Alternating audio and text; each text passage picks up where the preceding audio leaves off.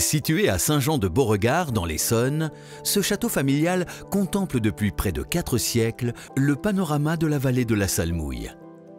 Construite au XVIIe siècle, cette demeure, bien que visitable, est privée et toujours habitée par son propriétaire, François de Curelle. Saint-Jean-de-Beauregard, c'est un château du début du XVIIe siècle qui est à 25 km de Paris. Très facile d'accès parce que nous sommes juste à côté de la Nationale 118 et de l'autoroute A10. Donc nous sommes à moins d'une demi-heure de Paris. Principalement connu pour ses événements autour des plantes et de l'artisanat, ce château abrite une collection d'objets et de souvenirs familiaux. La visite va commencer. Installez-vous confortablement pour vivre la vie de château.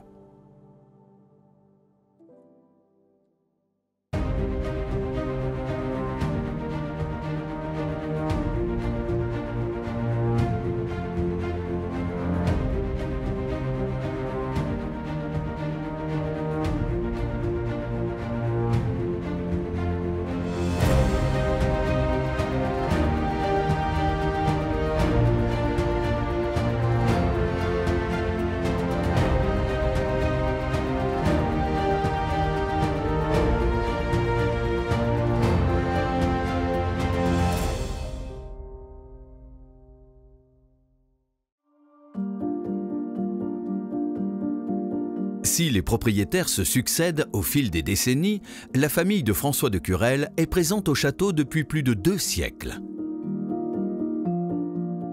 Saint-Jean-de-Beauregard a été acheté par ma famille à la fin du XIXe siècle, vers 1875. Donc ça a été acheté par le comte et la comtesse de Caraman. J'ai une grand-mère Caraman et donc dans cette maison, il y a essentiellement des souvenirs de la famille Caraman qui descend de Pierre-Paul de Riquet, le créateur du canal du Midi. Donc dans cette maison, vous avez des portraits de famille et des souvenirs de famille des ducs de Caraman, et voilà, depuis 300 ans. Cette maison a été construite au début du XVIIe siècle, donc pas pour ma famille, mais pour un certain François Dupoux, qui était avocat au Conseil du Roi, et puis la maison a été un peu transformée et réparée à la fin du XVIIIe siècle par la comtesse de Murinet. Donc en fait, il y a eu 2 familles qui ont possédé cette maison le plus longtemps, et donc j'ai la chance de reprendre le flambeau depuis quelques années. Ce château, très bien conservé et entretenu, est inscrit au titre des monuments historiques le 28 octobre 1926. L'ensemble du domaine a été classé le 5 juillet 1993. C'est un château du début du XVIIe siècle, donc d'apparence très classique. Les 2 façades sont identiques, côté cour et côté jardin. La spécificité du château, c'est sa vue, d'où le nom, Saint-Jean-de-Beauregard, comme jolie vue, puisque la vue porte jusqu'aux environs de Melun, donc plein est, à près de 50 km. En fait, le château est orienté est-ouest, ce qui est assez classique dans les maisons anciennes, pour profiter au maximum de la lumière du jour. Et vous voyez en ce moment, nous avons un beau rayon de soleil. C'est ce qu'on appelle un château transparent. Il est en longueur, peu large, donc avec des grandes baies vitrées, et donc il est inondé de lumière, donc c'est très agréable. Le château de Saint-Jean-de-Beauregard est très classique d'apparence, avec un grand pavillon central en pierre. C'est du grès, c'est la pierre de la région. Et les pavillons, il y a 4 pavillons, 2 grands et 2 petits, sont historiquement en pierre et briques. Le tout est coiffé d'un toit à la française, en ardoise. Et la différence d'ailleurs entre le toit du château et le toit des communs est là aussi assez classique. Le château est en ardoise et les communs sont en tuiles et pour partie en ardoise. Donc pour montrer la différence de niveau symbolique entre le château et les communs.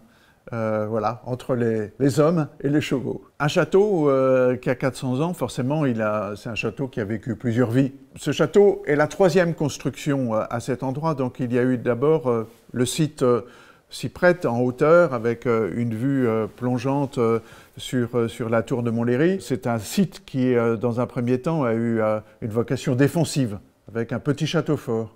Et puis progressivement, cet endroit a été choisi comme lieu d'agrément. Il faisait partie de la couronne de châteaux qui ont été construits pour des hauts dignitaires autour de la cour de Versailles. La proximité de Paris, la proximité de Versailles, encore plus grande, faisait que même à cheval, c'était très accessible. Vous savez qu'autrefois, on voyageait moins vite et moins loin dans une journée, donc cette proximité des lieux de pouvoir était très importante pour des personnes qui voulaient avoir une jolie maison. Ça a toujours été plutôt une maison d'agrément, c'est pas un lieu de pouvoir. Simplement, évidemment, comme dans toutes les propriétés autrefois, il y a des bois et des espaces agricoles, puisqu'on ne concevait pas une maison sans les moyens de la faire vivre.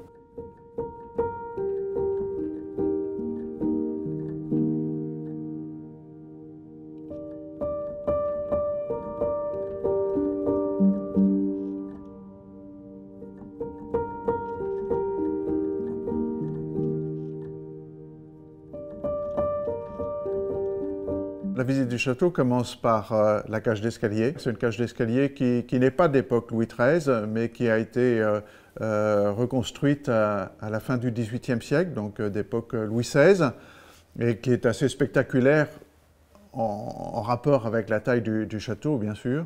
Et dans cette cage d'escalier, on voit essentiellement des souvenirs de famille, en particulier un personnage qui vous fixe quand vous rentrez, c'est le duc de Crillon. C'est le petit-neveu du brave Crillon, compagnon du roi Henri IV. Et lui s'est illustré en particulier pendant la guerre d'indépendance des États-Unis par la prise des îles Baléares au profit de l'Espagne. Donc à l'époque, ça avait beaucoup frappé les esprits parce que c'était une victoire navale contre nos amis anglais et il n'y en a pas eu tellement que ça. C'est lui qui a donné son nom à l'hôtel de Crillon, place de la Concorde. Quand on redescend dans l'entrée et puis vers les salons, on passe devant le portrait du connétable Anne de Montmorency, un des plus célèbres hommes d'État français. Et l'entrée est éclairée et égayée par le visage souriant de deux jolies dames, l'une d'elles étant une de mes lointaines grand-mères. Et puis nous rentrons dans le grand salon, donc c'est la pièce la plus grande, et là c'est un peu, quand on a la chance d'avoir un rayon de soleil, c'est très lumineux, c'est un choc esthétique. Et cette pièce est décorée de toiles peintes de la fin du XVIIIe siècle, avec des paysages, donc c'est une maison à la campagne, une belle maison à la campagne. Nous enchaînons avec la salle à manger. Alors la salle à manger, elle est très jolie, elle est charmante. Elle est petite par rapport à la taille de la maison parce que, autrefois, lorsque la maison a été construite, il n'y avait pas encore de salle à manger. Donc c'est une des dernières pièces créées en empiétant sur l'entrée. Et dans cette salle à manger, on retrouve en particulier le portrait du premier duc de Caraman, qui a été ambassadeur de France à Vienne. Et à côté de lui, on voit son fils, le portrait de son fils, qui a été officier d'ordonnance de Napoléon.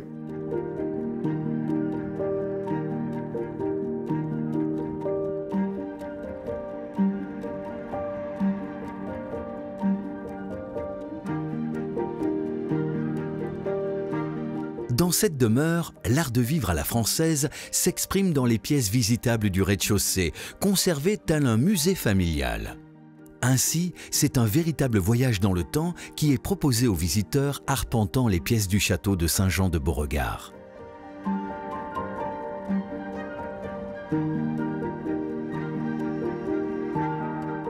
Et puis nous enchaînons pour retrouver le petit salon de musique avec un joli clavecin. Et là aussi, des portraits d'ancêtres, et en particulier celui de Pierre-Paul de Riquet, le fameux créateur du canal du Midi. Vous savez, ce canal qui relie la Méditerranée à l'Atlantique et qui a été une des grandes réalisations du règne de Louis XIV, qui était très célèbre dans toute l'Europe. La visite se termine par la visite de deux bibliothèques, la petite bibliothèque et la grande bibliothèque. En fait, c'est une grande bibliothèque pour la maison, puisque ça occupe en gros un tiers du rez-de-chaussée. Et c'est une bibliothèque créé par plusieurs générations de la famille. En fait, il faut concevoir une bibliothèque comme celle-là, bien sûr comme une bibliothèque d'agrément. Il y a toute la grande littérature française du XVIIe, du XVIIIe siècle, mais c'est aussi une bibliothèque de travail. Donc, en fait, beaucoup de membres de la famille Caraman ont occupé des responsabilités importantes et à l'époque, on n'avait pas Google, donc il fallait avoir une documentation importante à portée de main. Et c'est la raison pour laquelle il y a bien sûr de la littérature, mais aussi des livres d'histoire, de géographie, de sciences, de morale, de philosophie. C'est une bibliothèque qui a été enrichie continuellement jusqu'à la Deuxième Guerre mondiale.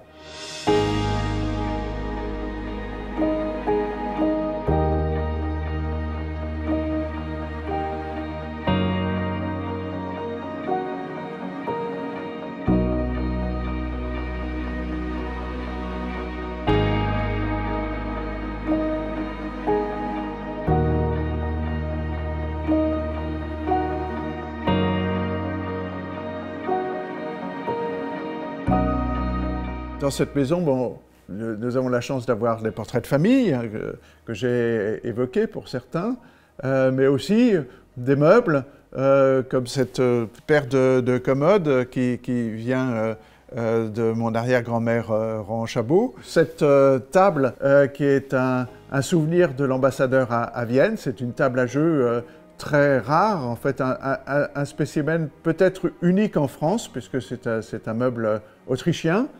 Et puis, dans le salon vert, un joli clavecin qui est un souvenir de la Compagnie des Indes, de la famille Duplex, qui a eu un rôle important dans cette société commerciale au XVIIIe siècle. Dans la grande bibliothèque, nous avons un billard qui date du XIXe siècle. En fait, c'est un billard qui est dans la famille depuis ce moment-là, dont l'histoire est amusante parce que à l'époque, c'était un billard à poche, donc l'ancêtre d'un billard américain et qui a été retransformé ensuite en billard à la française. Donc en fait, une maison comme celle-ci, il ne faut pas s'imaginer que c'est quelque chose de figé. Ça vit et ça évolue au fil des générations. Et voilà. Donc vous voyez un moment de l'histoire de Saint-Jean-de-Bourgard.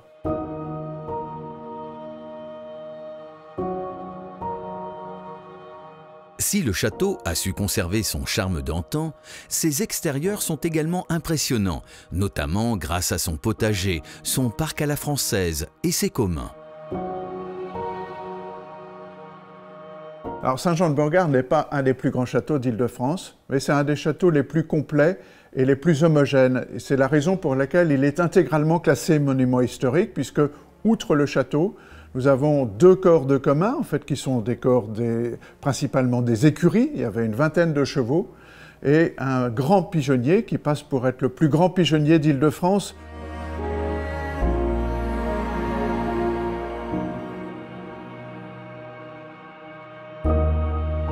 Alors le pigeonnier, c'est quelque chose de très symbolique dans une propriété comme celle-ci, puisque c'était un privilège seigneurial. Vous pouvez remarquer que ce pigeonnier est particulièrement grand, ce qui est un peu surprenant parce que la taille du pigeonnier était supposée refléter la superficie de la seigneurie. Le seigneur avait droit à une case par arpent de terre. Et ici, le pigeonnier comprend près de 4000 cases et il correspondait donc à environ 1200 hectares, puisque l'arpent de terre variait suivant les régions, entre un tiers d'hectare et un demi-hectare.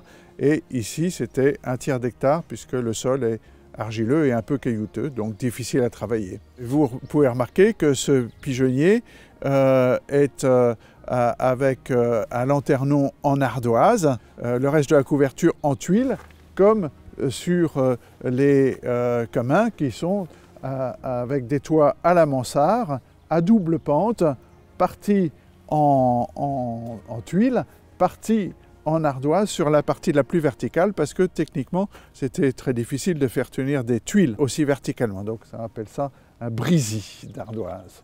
Et puis, vous remarquez un dispositif à mi-hauteur avec un surplomb et une surface en ardoise. Alors dans certaines régions, les ardoises sont remplacées par des tuiles vernissées, mais le principe reste le même, une surface glissante et un surplomb. C'est en entrant à l'intérieur que l'on constate la grandeur et les spécificités de ce grand pigeonnier. Il comprend 4000 cases comme ceci. Techniquement, on les appelle des boulins. Et vous voyez qu'elles sont toutes petites. Elles sont toutes petites parce qu'on n'y élevait pas des gros pigeons ramiers. On y élevait une race de pigeons qui avait été rapportée des croisades. Ce sont des pigeons qu'on élevait pour la chair, pour les œufs. Ce qui est impressionnant, c'est la hauteur. Et donc, évidemment, il fallait pouvoir accéder à toutes les cases, même en haut, puisque c'est les pigeons qui choisissaient l'endroit où ils nichaient et pas les hommes. Donc, les nids pouvaient être en hauteur, il fallait pouvoir y accéder. Et vous voyez ce système d'échelle, une double échelle pivotante qui permettait très facilement de monter jusqu'en haut. Cela dit, on considère qu'un pigeonnier de cette taille-là requérait le travail à plein temps de 2 hommes. L'essentiel de la nourriture carnée, de la viande de la propriété, il y avait 30 ou 40 personnes qui vivaient dans une propriété comme celle-ci, pratiquement en autarcie. Donc il fallait pouvoir produire de la viande sur place et donc c'était un gros avantage.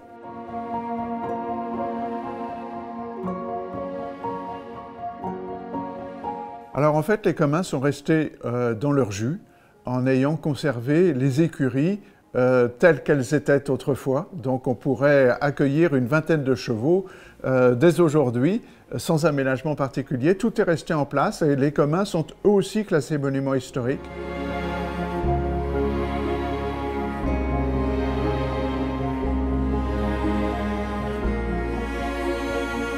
Bien, nous venons de quitter la cour des écuries et dans le prolongement, juste dans l'axe, nous nous trouvons devant le pédiluve.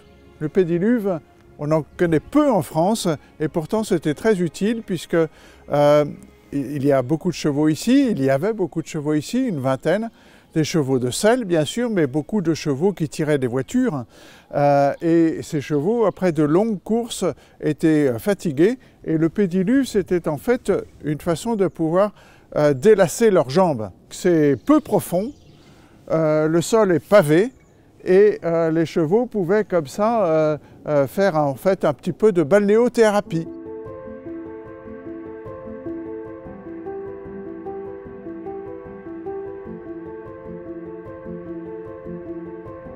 La majorité des visiteurs se rendant à Saint-Jean-de-Beauregard viennent principalement admirer le potager fleuri à la française.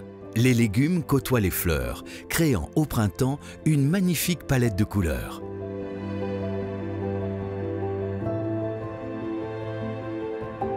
Ce qui fait la spécificité de Saint-Jean-de-Beauregard, c'est son grand jardin potager qui fait 2 hectares et qui est lui aussi classé monument historique, ce qui est évidemment très rare puisque pendant très longtemps on classait les bâtiments, le minéral, mais pas le végétal. Et là, ce qui a séduit le ministère de la Culture, c'est que l'ensemble autour du château est parfaitement préservé. En miniature, c'est la copie du jardin du château de Versailles. Donc c'est un jardin potager, mais c'est un jardin potager du XVIIe siècle et à cette époque, on savait faire à la fois utile et beau. Donc en fait, c'est très classique d'aspect avec des grands carrés de légumes qui sont bordés de poiriers, qui sont taillés, on appelle ça en contre-espalier. Et l'été, toutes les bordures des carrés de légumes sont fleuries. Et fleuries d'une couleur différente pour chaque carré. Donc c'est très spectaculaire et très plaisant.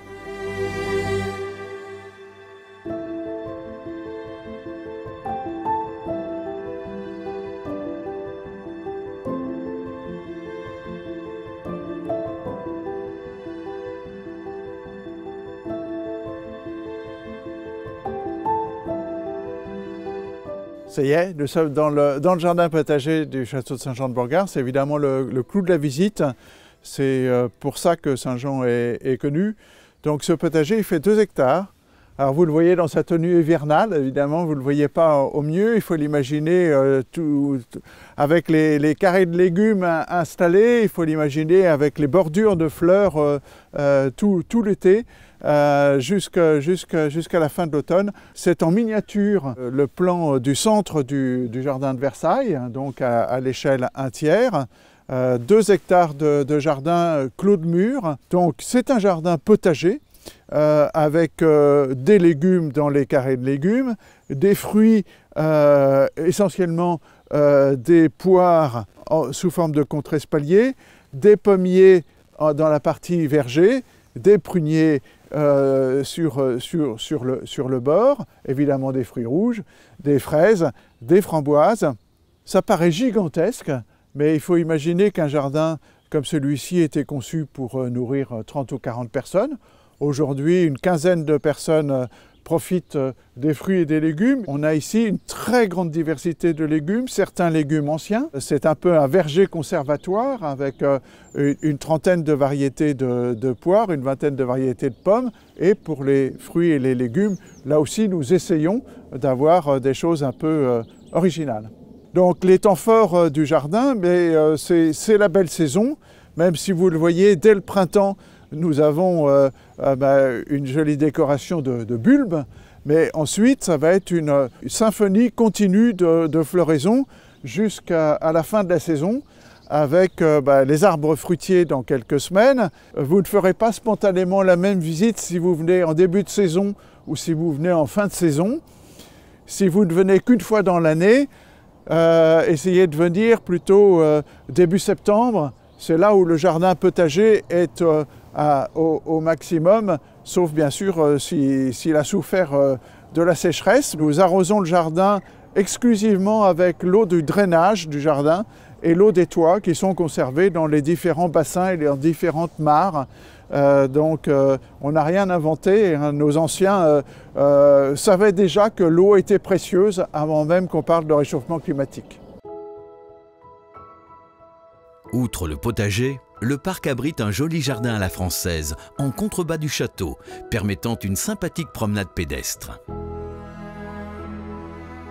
Il y a un deuxième jardin qui est juste sous les fenêtres du château, côté vue, donc côté est, qui bénéficie de la lumière du matin. Et donc c'est un jardin de roses, d'aspect très classique.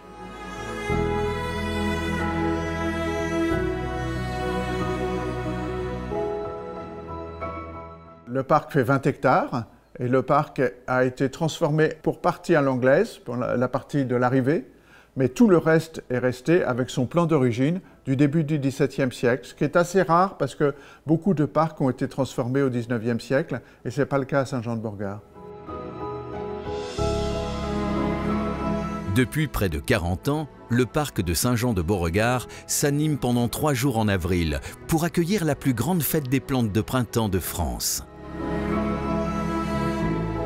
Saint-Jean-de-Borgard est très connu pour 2 événements autour des plantes. Nous fêterons les 40 ans l'année prochaine et depuis maintenant 14 ans pour une très jolie exposition d'artisanat d'art au mois de juin. Ma chère mère était passionnée de plantes, membre de la Société nationale d'horticulture de France, et elle a eu l'idée avec quelques autres personnes de créer un événement pour que les dernières personnes qui s'intéressaient au jardin en France puissent rencontrer les derniers producteurs de plantes de collection en France. C'est comme ça que c'est né vraiment d'un groupe de passionnés. Donc on a créé 2 événements, un au mois d'avril et l'autre fin septembre, pour réunir environ 200 exposants et c'est ouvert au grand public, bien sûr aux passionnés de plantes de collection, puisque c'est un bon moment passé à la campagne avec des jolis stands bien mis en valeur, et puis aussi un tiers environ des stands qui traitent de l'art de vivre. Donc il y en a vraiment pour tous les publics, avec des animations pour les enfants, des petits ateliers pour les enfants. Les propriétaires du château proposent également de louer les espaces communs pour des événements d'entreprise ou de particuliers. Nous organisons des événements et nous organisons également des séminaires qui bénéficient évidemment de ces grands bâtiments des communs. et de tout cet espace, puisque nous avons 20 hectares à disposition, ce qui fait que nous pouvons recevoir à la fois des groupes de 30 ou 40 personnes, mais aussi bien de plusieurs centaines de personnes en extérieur.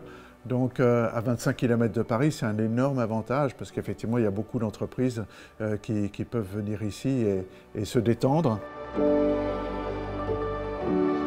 En plus des événements proposés comme les fêtes des plantes ou de l'artisanat, les visiteurs sont accueillis du 15 mars au 15 novembre, le dimanche pour les visiteurs individuels et en semaine pour les groupes sur rendez-vous. Il est ainsi possible de se balader dans le parc et les jardins, en plus de l'accès à tous les salons du rez-de-chaussée. Les jolies pièces du château sont accessibles, comme la cage d'escalier, l'entrée, les 2 salons, les 2 bibliothèques et la salle à manger. Alors n'attendez plus et franchissez le pas de la vie de château.